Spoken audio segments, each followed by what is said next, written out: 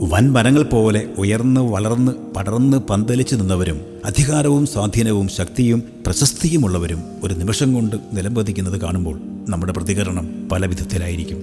സഹതപിക്കും, പരിതപിക്കും, പരിഹസിക്കും, വിമർശിക്കും, ചോദ്യം ചെയ്യും, ആക്ഷേപിക്കും, കുറ്റപ്പെടുത്തും, തള്ളിക്കളയും. അടുത്ത വൻ വീഴ്ചകളുടെ വാർത്തകൾക്കായി പ്രതീക്ഷയോടെ കാത്തിരിക്കും.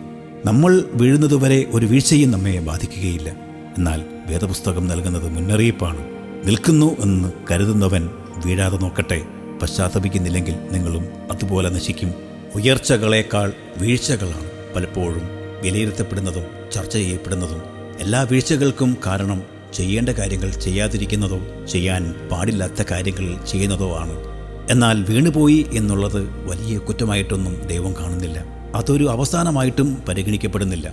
വീണ ഇടത്തു നിന്നും എഴുന്നേറ്റ് നവീകരിക്കപ്പെട്ട പുതിയ മനുഷ്യരായി മുമ്പോട്ട് പോകുന്നവർക്ക് വലിയ സ്വീകാര്യതയാണ് ദൈവം നൽകുന്നത്.